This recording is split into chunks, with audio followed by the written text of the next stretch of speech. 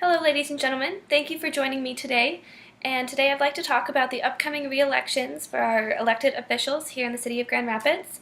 Some of the candidates that are up for re-election this season are Mayor, who is held by Rosalind Bliss at the moment, and some of her duties include presiding over city council meetings and acting as head of the city for any ceremonial or military purposes.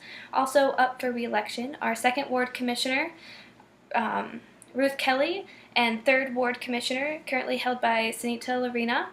And also up for re-election are myself, Sarah VanderWerff, as the City Comptroller. Some of the duties of the City Comptroller include checking financial ledgers, conducting internal audit functions, also supervising the quality of accounting and financial reporting of our departments here.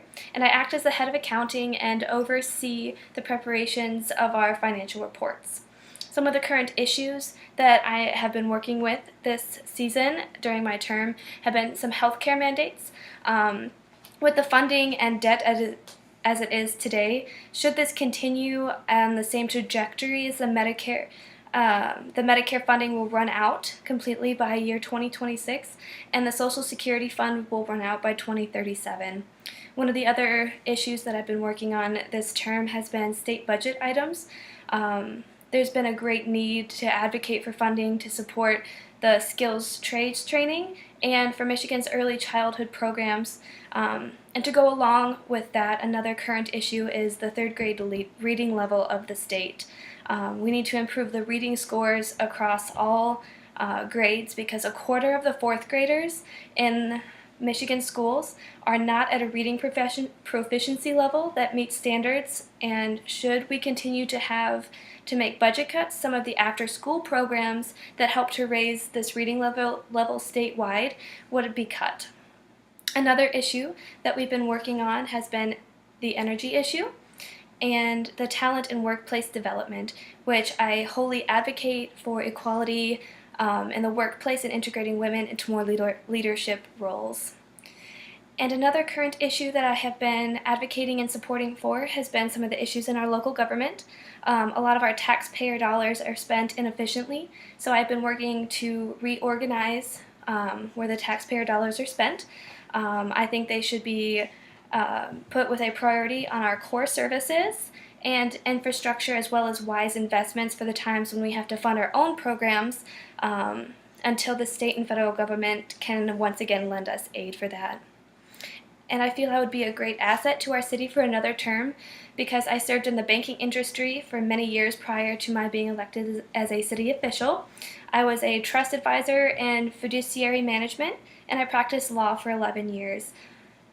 I started off in personal law, and I really had a passion for working with low-income and middle-class people, but there was not a lot of money or experience to be gained from there, so I ended up working in high-profile law cases, and with that education and savings that I was able to save up with that, I went back to school and then was elected as a city official so I can use my talents and education to once again help the low-income and middle-class people. I am a member of the Government Finance Officers Association, the International Bar Association, Women's Lawyers Association of Michigan, and the Polish Falcons Ladies Auxiliary. I also serve on the board of the Grand Rapids chapter of SARA International and enjoy substitute teaching with the Grand Rapids Bar Association 3 R's program at Ottawa High School. And the 3 R's are rights, responsibilities, and realities. This allows me to connect really well with the community and to better learn what their needs are and what their expectations of their elected officials are. And then for our nation as a whole right now, the facts are really not that new. Our country has a growing budget, but growing budgetary deficit and national debt. It's now reaching unprecedented highs. And also the recovery of financial crises is atypical, where some companies are recovering really well from past crises and other companies are falling by the wayside, especially family-owned companies. And one of my biggest goals while working this term was to make sure that our City of Grand Rapids companies, and especially family-owned companies, recover quickly and all as one whole so that we stay together as a community. And though the stock market has reached new highs and a lot of the bonds are trading for higher, this will start to reverse itself as interest rates rise in the future. But one interesting tool that the Federal Reserve has not implemented yet is to invest in other countries, as their interest rates are actually in the negative, so they make more money than not. If their government doesn't raise this debt ceiling, we might face another shutdown similar to what we saw in the year 2013. The state of Michigan also receives approximately 40% of its budget from the federal government. The city of Grand Rapids itself receives approximately only 20% of its budget from the state revenue sharing and 7% in direct federal grants. I would ensure that we keep within our budget at all times, as we have done, to ensure that we are investing wisely so that we are making money to be able to support our city and our people. When money falls short in our budget, there's only 3 options that we have. One is to raise revenue, which is our taxes, fines, and fees; to cut costs, which is our programs and the personnel that run these programs; and bankruptcy, which is reorganizing our departments or liquidation of all departments.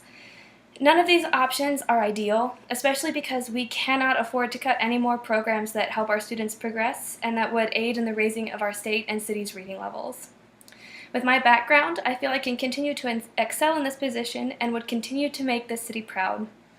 My favorite part of the job is the people I get to meet, whether it be knocking on doors at neighborhood community meetings and events, and the people in my department. Despite all the challenges that we face, people are resilient, and I experience this when I am shaking their hands in the neighborhoods, or see women here who come in early and sometimes work late at night to get things done, to come back the next day to do it all again. And it's the people like this that inspire me to always give my very best to the people of the city of Grand Rapids.